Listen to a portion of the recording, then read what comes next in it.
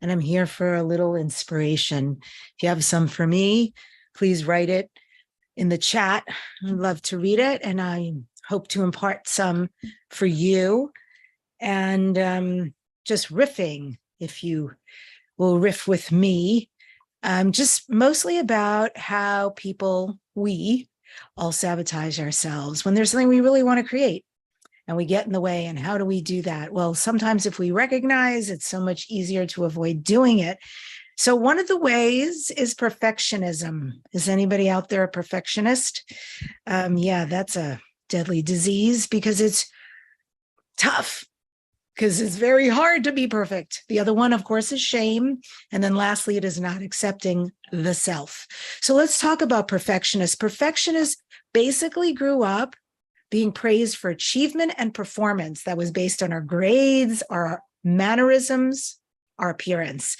And there's another brand of perfectionist like me, where being amazing at something was one of the only times we got positive attention.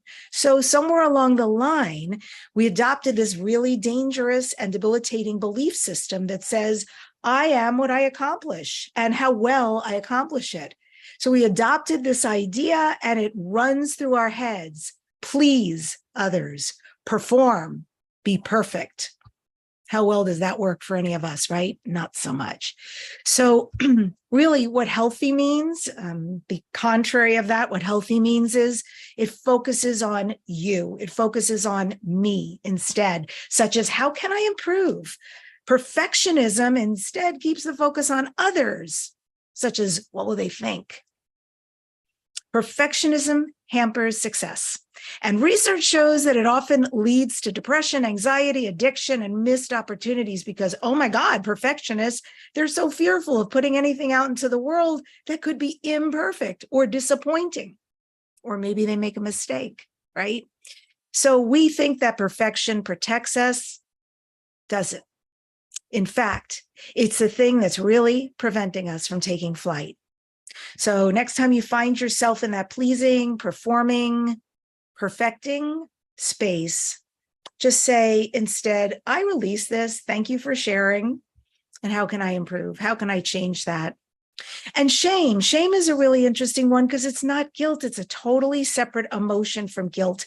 A way to see the difference is to think about this question. If I made a mistake that really hurt someone's feelings, would I be willing to say, I'm sorry, I made a mistake. I'm really sorry. And if you're experiencing guilt, the answer is yes, I made a mistake. Because guilt says, I made a mistake and feels bad about it. But shame is one of the worst things because we often don't know when we're feeling it. Shame believes I am a mistake. People feel shame, tell themselves, I'm worthless. I'm a piece of crap. I don't blame my parents for hating me or being bullied in school or whatever you went through. Who wouldn't? Look at me. That's shame. And so people who feel shame walk around feeling that their being, in fact, is a mistake. And we want to heal from that as well because you are perfect. You came here to be a piece of what is so important moving forward on this earth. So you were dreamed into being. Accepting ourselves, the last one is feeling like we don't belong. And the truth is belonging really starts with self-acceptance, right? So your level of belonging can never be greater than your level of self-acceptance because believing that you're enough right now exactly as you are and perfectly, beautifully you is what gives you the courage. And courage means the strength to do even when you're fearful or uncomfortable. So it's what gives you the courage to be authentic, to be vulnerable, to be imperfect. And when we don't have that, we shapeshift ourselves. We turn into chameleons and we try very hard for the worthiness we already possess.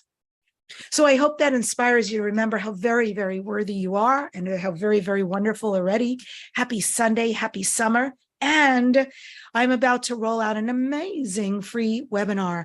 And if you want to learn how to be interviewed on radio and podcasts, I'm going to be teaching you the system. So join me. It's going to be free 1-hour webinar, and you will have to register to join. Just go to debbidachinger.com and sign up, and then you will get the newsletter, be on the ground floor for that rolling out. It's so soon. I actually have somebody I hired.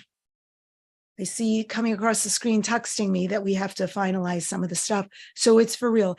Yeah, it's what I do out in the world. I'm a book writing coach. I'm a podcast interviewing coach. I've got a 16-year podcast, Dare to Dream with Debbi Dachinger.